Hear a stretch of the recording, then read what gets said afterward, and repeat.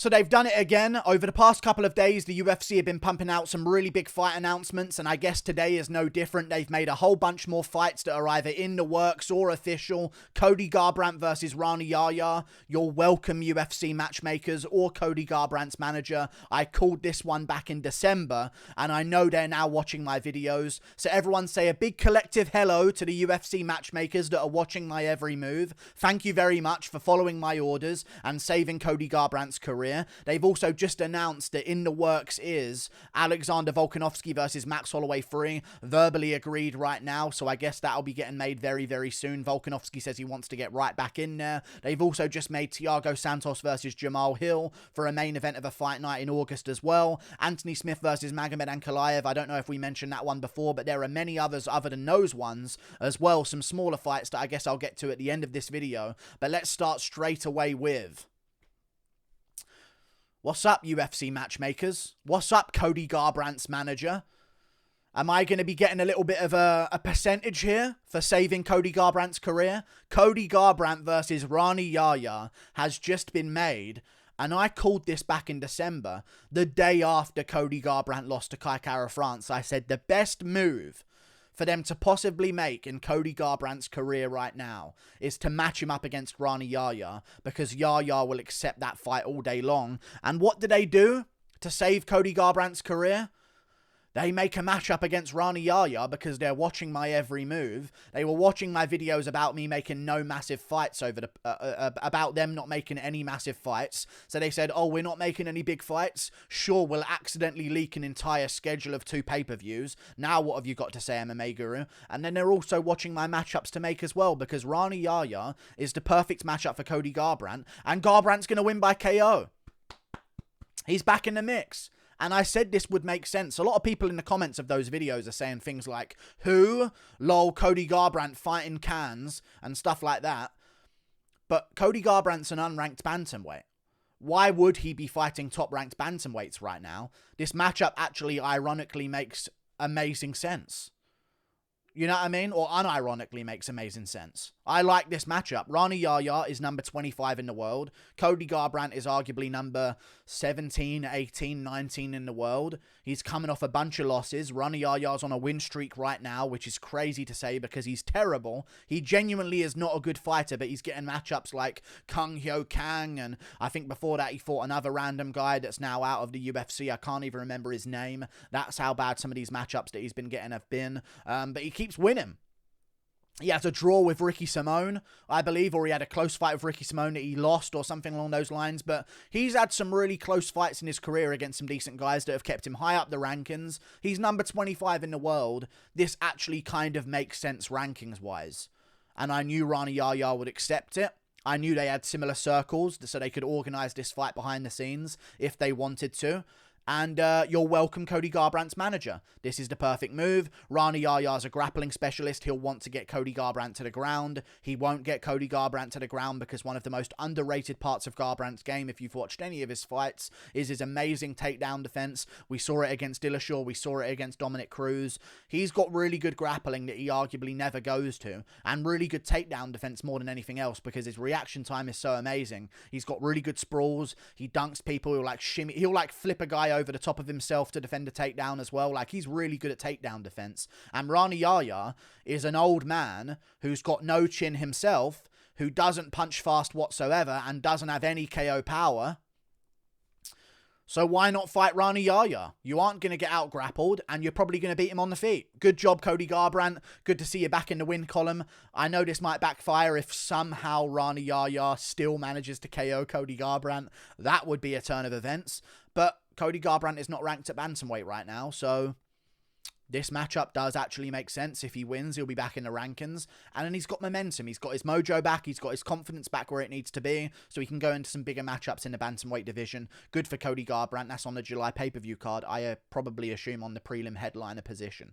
Good for both of them. And for Rani Yahya, it's good as well because he gets a big name, and without this matchup, there would be no big name for Rani Yahya because he's like 40 years of age, and the UFC would never give him a big matchup.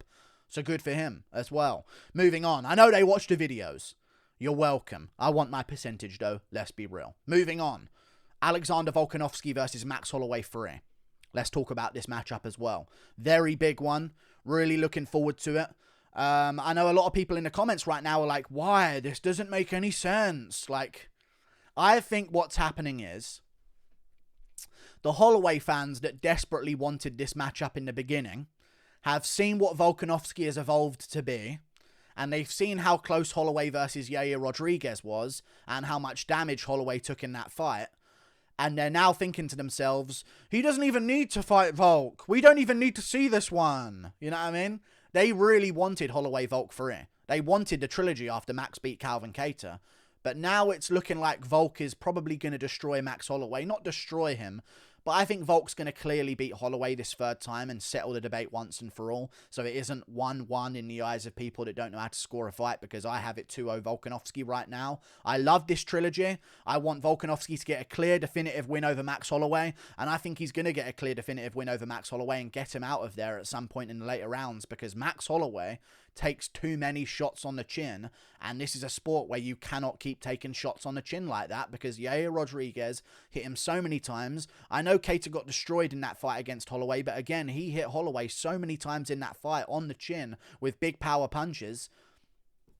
Eventually, you're going to start not taking those shots so well, in all honesty. And Volkanovski is improving, more importantly, his power, his punch speed, his accuracy, his combinations, his footwork. He's making leaps and bounds in his own MMA career, whereas Holloway, outside of that one moment in round 5 against Calvin Kattar, seems like he's kind of plateauing right now. The leg kicks are still affecting him. We saw that against Yaya Rodriguez. He had to take down Yaya Rodriguez to win in rounds 3 and 4 to win that fight. He lost the 5th round to Yaya Rodriguez, so his cardio is... I mean, maybe it's just how good Yaya looked, and Yaya's arguably definitely on roids because he skipped like 3 USADA tests and got suspended. Like, he's probably on some sauce, you know what I mean? I would imagine, because his cardio looked massively improved than anything we've seen him do before in his career. But he looked really good, and he employed several tactics that Volkanovski did to Holloway. You know what I mean? The leg kicks over and over again, going to the calf. Holloway does not address that problem. Kattar can't do that because he doesn't really throw any kicks outside of a front kick to the face. Volko can. And he's improving rapidly. And he's more active than Holloway. Holloway took a bunch of damage against Yaya Rodriguez. He's coming off an injury. Volkanovski's been healthy. He's just steamrolling and snowballing into another matchup after another matchup. He wants to be active. I'm assuming this is going to be on the July card if they can't do Chimaev versus Diaz. So I'm really looking forward to this matchup between a pair of them. Really, really looking forward to it. I think Volk's going to beat him. I think Volk's going to chew up his legs. And I might say, my original thought process right now is that Volk's going to beat him like 50-45 unanimous decision, because I know a lot of people like to talk about the 2 knockdowns that Holloway got in the second fight, but before those knockdowns, Volk was winning those 2 rounds pretty comfortably. He was ahead against Holloway in those first 2 rounds, outpointing him at range. And let's face it, Holloway is not really a knockdown specialist or a knockout specialist at all. Like, he doesn't really knock fighters down whatsoever. That's like his main problem, is that he doesn't really have too much power. So those were like the first 2 knockdowns of Holloway's career for a very, very long time in that Volkanovski fight. So I don't think that's going to happen again. And I think if it doesn't happen again, it's going to either be a clean sweep for Alexander Volkanovski, 5 rounds to nothing, 4 rounds to 1, or we might see a finalized Volkanovski KO with this new punch power that he has and this new speed with his hands that he's been working on. And we might see an all-time best performance from him, because we're finally going to get to see an active Alexander Volkanovski with all the confidence in the world going into this matchup after the best performance of his career against a Korean zombie. I think this is a recipe for an outclassing by Volkanovski against Holloway. I like Holloway. Holloway's one of my favourite fighters. I've said this before, I'd rather Holloway be champion. I'd rather the best fighter be champion, but I'd rather Holloway be the better fighter against Volkanovski, even though he's not, because again, in the first fight, he got completely outclassed there as well. Second fight way closer though, because of those knockdowns, of course, and even the later rounds were closer than they were in the first fight that they had. Either way though, I'd rather Holloway be a champ. If Holloway was better than Volk, I'd want him as champ. I want Holloway to be better than Volk and beat him. I genuinely do. Holloway sells more pay-per-views. He's a much bigger star. He's a bit more interesting as well. He'd be better for the company to have as a champion. But Volk's going to beat him and outclass him and pick him apart at range. And because of Holloway's fans, I now don't mind if that happens. So yeah, really looking forward to that matchup. I think it's going to happen. My collar's itching the hell out of my neck right now. I don't know why. I might have it on backwards or something like that, and the label's like itching my neck. But either way, Volkonovsky gets that one done. He said he wants it to be soon as well. I've just seen a statement that he made on MMA Island. Well, he didn't. It wasn't on MMA Island, but he made a statement that basically said, "Oh my God, Rafael Fiziev versus Rafael dos Anjos has been made." We'll get to that now, I guess. So glad I refreshed this in the middle of this video because that's just been made as well. But back in fight camp, says Volkanovski. So I assume it's one of the July cards. And probably the Adesanya Cannonier card. If the co-main event is not going to be Khamzat Chimaev, Nate Diaz, it's now going to be Volkanovski versus Holloway 3. CKB. Makes the sense in the world. Also, the co-main event slot of the Jones-Miocic card in July 30th that they were planning is left open. So that could also be the co-main event there as well. We'll see how it goes. But I reckon Volk beats him. There you go. Rafael Fiziev versus Rafael dos Anjos is the headline July 9th. Rafael takes this one easy win for Rafael. My money's on Rafael. All of the generic comments that you would expect. Man, if Rafael doesn't win this fight, I'm gonna be pissed. Okay. July 9th. There you go. When is July? Oh my God, that pay-per-view card. That's the Adesanya pay-per-view card. You know what? I told you about Adesanya pay-per-view cards. They pay him an extortionate amount of money, or they pay him an egregious amount of money. So they have to overstack his cards because Adesanya doesn't sell on his own. Adesanya's last pay-per-views have not been revealed. He sold 600k with Nate Diaz on his card, which is very, very low numbers for them to call him a superstar. So what they're doing right now, I guess, is just making his pay-per-view cards the best pay-per-view cards you've ever seen in your entire lifetime because they're overly stacked. Those are some amazing fights on those cards now. I think Sean O'Malley's going to be on that card. Dos Anjos Fiziev's now on that card. Volkanovski Holloway might be on that card. Garbrandt versus Yaya is going to be on the prelims of that card. I mean, that card's going to be stacked beyond belief. And they like to overstack an Adesanya pay-per-view card. Because it's a 3-rounder, I like Rafael Fiziev winning that one. In a 5-rounder, I would like Rafael Dos Anjos. But I think Fiziev... We saw it in his fight against Riddell. Riddell can pressure guys and make them fight a high-paced fight. But with Fiziev, he can make you slow down. You know what I'm saying? He has the kind of power and sting in his shots to make you like, oh, I'm not going to pressure this guy and just walk forward and try and grapple with him and try and do all this with him because he's very, very explosive. So I'm actually going to call a 29-28 decision for Rafael Fiziev. And I think RDA is going to win the 3rd round, lose the first 2 rounds by getting outstruck. Fiziev wins the 1st round clearly, wins the 2nd round minorly in a very close round. Maybe gets taken down at the end, but he's done enough damage early on. And in the 3rd round, I'm going to go with Rafael Dos Anjos.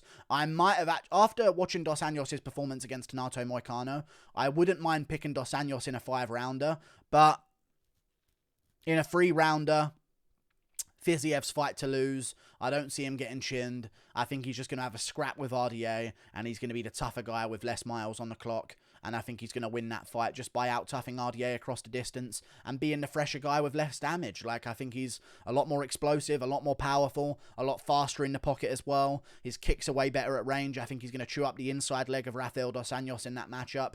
And, yeah, I've got Rafael Fiziev. Really. And also, Bobby Green says he's on roids. I don't know how much truth is behind that for Bobby Green to just say, the only guy I know's on roids is the guy that beat me in a close decision that I should have won, in my opinion. That's the only guy I know's on roids outside of Yan. You know what I mean? Like, that's a bit of a weird Hail Mary accusation, in my opinion. But if all else fails, I'll add it into my factors.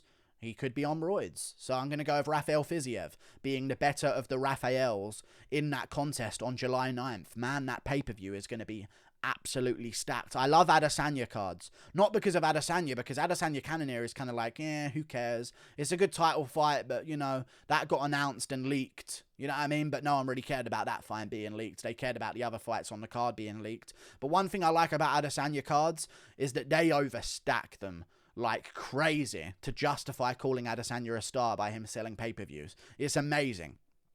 Thank God for Adesanya, because they really bump up his cards, and I'm looking forward to this one as well. But moving on to another fight that got announced recently, which is Thiago Santos versus Jamahal Hill. People are going to call me crazy here, because people are just saying Jamahal Hill KO, Jamahal Hill KO. I'm going to go Thiago Santos, I think. I'm leaning that way. He's going to be a big underdog. I don't think Hill can play the outside game. I don't think he can. And Santos makes fighters fight the outside game. And he's not going to get into a brawl. He's going to be patient on the outside throwing kicks. And OSP was destroying Jamahal Hill's legs when he played a patient game on the outside against him. Destroying him with kicks in that fight. Jamahal Hill eventually pressured forward, limped into him, and beat him up and stuff like that. And Jamahal Hill watches all these videos reacting to his fights and predicting his fights. So, sorry, Jamahal Hill. I'm picking against you probably here. But, yeah, I am actually going to go with Santos. I think that's a decent match. I think that's a good underdog pick right there. Jamahal Hill has got KO power against Johnny Walker, and when he catches Jimmy Crute behind the head. Perfectly legal, but like that probably don't happen 9 times out of 10. He's got power in his hands, Jamahal Hill, but if you watch his earlier fights on his career, he doesn't at all. And I think that's more to do with him catching catching Crute behind the head, and it being Johnny Walker, and the fact that Johnny Walker has 0 chin in that light heavyweight division. So I'm actually going to lean towards Thiago Santos, and he'll be a massive underdog, and I'll probably put some money on him as well. So looking forward to that one. August 6th main event, 5-rounder, another main event for Jamahal Hill. He's active right now. He's going to be very confident after a big first round KO. But Ankliev's very good. And the Santos-Ankleev fight was somewhat competitive at range. Ankleev did a little bit more towards the end of some of the rounds, but Santos knocked down Ankleev in that fight in round 2, I believe.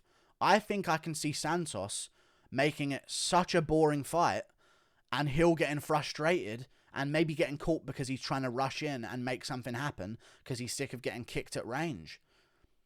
A lot of people are going to mock that pick, but I like that pick. I'm going to have to go with Thiago Santos as an underdog. I like Jamahal Hill.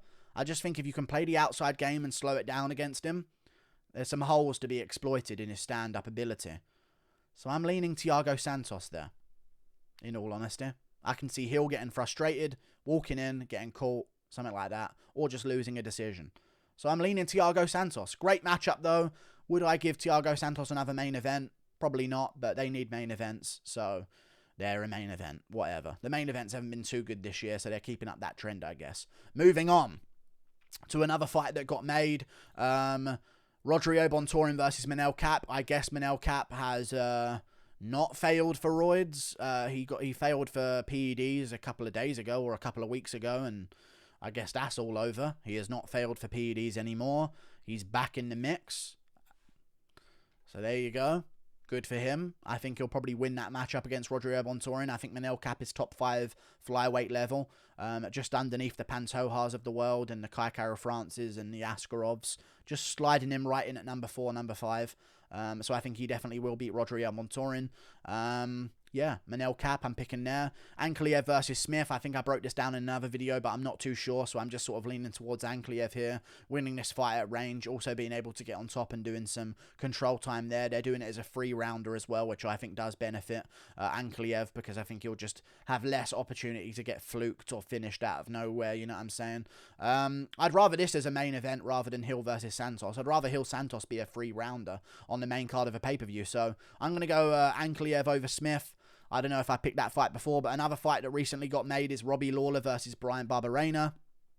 I like the matchup. I don't want to give Lawler a tough matchup. Like I was thinking at one point before they signed Kevin Holland versus Tim Means that they might do Robbie Lawler, Kevin Holland, as something like that, just as a big name and a decent winnable matchup for Kevin Holland in the welterweight division. But I like Robbie Lawler, Brian Barberena. I'm all for that. That's a good one. That's on UFC 276 as well. That's also on that card. Dude, Adesanya is such... I love it. I love that Adesanya is underperforming as the star they want him to be. They are calling him a star, so they're going to prove it at all costs that this is a superstar you need to watch by selling big pay-per-views with him. That's also on that July card. I guess it's International Fight Week, but still. Some of the pay-per-views we've got this year compared to this one, it's like night and day. Albert Darya versus Joaquin Buckley. I'm picking Joaquin Buckley. Again, some people might laugh at that decision and say, oh, silly, Duraev's going to out-grapple him. I don't think Duraev looked that good against Roman Kopylov. Got hurt in the 3rd round. Looked like he slowed down in that fight as well. I'm actually going to go with Joaquin Buckley first round KO. I don't think Duraev's going to be strong enough to get him down on the canvas. I think Joaquin Buckley's physicality is going to be too much. He'll defend the takedowns. And I like Joaquin Buckley. I picked him against Abdulrazak Al-Hassan. I thought he won against Abdulrazak Al-Hassan, even though people disagree with that decision for some reason. Abu Nurmagomedov pulled out again. Abbas Nurmagomedov, or whatever his name is, pulled out again. Whatever. Duraev versus Buckley. Good matchup. Duraev's very chinny. Look at his earlier fights in his career if you haven't seen them already. 3 losses, 3 KO losses. His chin is not the best, in all honesty. And Joaquin Buckley packs a punch. I'm going to go with Joaquin Buckley. Combo to an uppercut after Duraev shoots. First round finish for Buckley. I love that matchup for him. And he might be evens or an underdog. So I'm going to take that for sure. Joaquin Buckley, spectacular performance awaiting there. And I think that's all of the fights that have been recently made. So, yeah. Dude, someone definitely watched my Garbrandt video. I made a video called Operation Save Cody Garbrandt's Career. How to save Cody Garbrandt's career was basically the entire theme of the video. His manager 100%, and why wouldn't he look up what's best for Cody Garbrandt if he doesn't really know about the fight game himself and he's more of a money-making guy? Why wouldn't he just go and look up what do people think is best for Cody Garbrandt right now? Oh, Rani Yahya, let's try and make that fight happen. I bet you they're watching my channel. And all of those other fights have been made as well. Let me just refresh to make sure that there aren't more fights that I'm missing out on here, because they are making fights like fucking... This is crazy. They're making them like mad. They won't stop making great fights. So I'm happy. The recent cards have been really bad, but the new cards have been pretty good. And also, let's talk about this. Robert Whittaker versus Marvin Vittori. Paris. UFC Fight Night Paris. So UFC Fight Night Paris, all the French fans out there, très bien. You know, very good for you guys, because... Good for you. That's going to be a very good card if they can get Whittaker versus Vittori as the co-main event. Whittaker came out on Instagram and said, I'd like to fight Vittori in September. Vittori apparently agreed, according to someone in my chat. Not the best of sources. About as good as Trust Me Bro. But, yeah. Apparently Vittori versus Whittaker is being targeted for Paris. They're not going to find a replacement for Vittori. I understand why. They've just made a bunch of matchups in the middleweight division. Paulo Costa, Luke Rockhold. They've got other matchups that are made right now as well, like Dricus Duplessis, Brad Tavares, and Darren Till, Jack Hermansson. So they're losing options on what they can do to fill in for that matchup. So they've just moved Vittori off the card. I guess they're going to do it in Paris. And that'd be a great Paris card co-main event. Good for that. That's a really good card if that happens. So I look forward to it. Maybe they even do a UFC Italy, a UFC Rome in the Colosseum. That would be crazy. That will never happen, but that would be crazy if they could pull that one off. And that's about it for all the fights that have been made. Yeah. Looking forward to it, man. The UFC have really made some good fights. There's a couple more that have been made here if you want me to go through these. Tony Gravely versus Johnny Munoz. Leaning towards Tony Gravely there, but again, a decent matchup. Looking forward to it. Gravely, easy money in my opinion. I agree with the guys in the comments there. And also Punelli Soriano versus Dao Chilungiambula. Power on full display in that matchup. Looking forward to that one. And I'll probably go with Punelli Soriano by KO. Winner gets to stay on the roster, as that comment says. I completely agree. Yeah. Great matchups all round. Really fun. All of them. Amazing from the UFC over the past couple of days. I've never had so much content in my life. Hello to Cody Garbrandt's manager once again. And hello to the UFC matchmakers that are watching my plans on how to save Cody Garbrandt's career. Good for you. You're learning from a true genius of the fight game that called it back in December. See you later. Goodbye.